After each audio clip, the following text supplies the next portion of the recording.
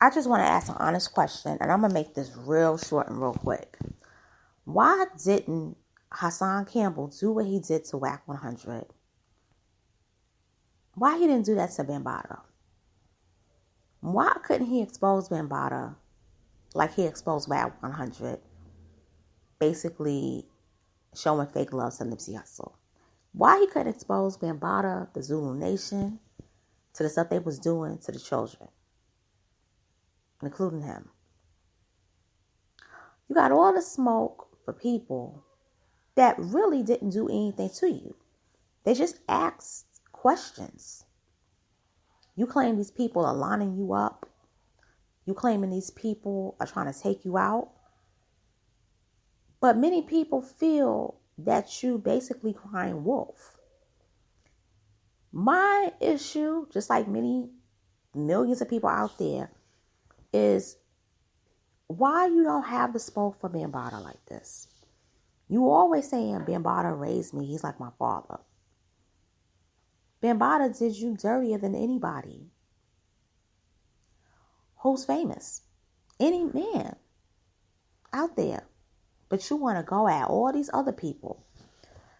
Think of all the enemies that you created along the way that could have been prevented. Think of that. And then, in another breath, you'll praise the same people that you say are taking you out. You are a dangerous person. You are an extremely dangerous person. And everybody should stay away from you who has something to lose in life. But more importantly, I believe that the move that you pull,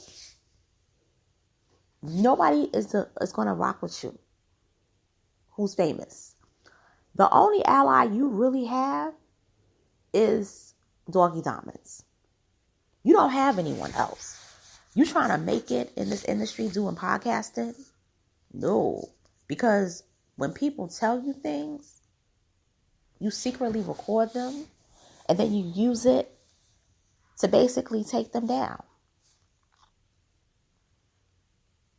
You can't be trusted at all. You way worse than Wack 100, in my opinion. You didn't do what you did to save Nipsey Hussle legacy. You didn't do that because you were helping the family, because you would have did that right away. You did that because that man asked you one question. Why you didn't handle Bambaataa? It's an honest question. You whack for that, and in the long run, you played yourself. And now, you can't move. You can't go out to California. You can't ever go back. You can't ever visit California again. And don't say you don't ever want to because, don't say you don't ever want to because, trust me, you travel. So if you travel, you do want to visit California. Man, I don't know. You know, there's so much doxing, so much recording, so much grimy stuff people can do. And at some point, people are going to get tired of it. And I personally think this is the beginning of people being tired of shenanigans, because Wack 100 said one thing. He said, you're not going to really have to deal with me as much as you have to deal with Big U. Big U was sentenced to 23 years back in 1992 for a whole bunch of crimes. Okay? You could look this up you could type in his name, Eugene Big U Henley, and it will come up and it will be a LA Times article. Big U is nothing to play with. See, you was trying to hurt Wack 100, but you didn't understand that other people were involved. You don't know the game of hip-hop. Hip-hop is a game of savagery. See, dealing with Bambaataa, you was dealing with a hip-hop person who was old school. Old school hip-hop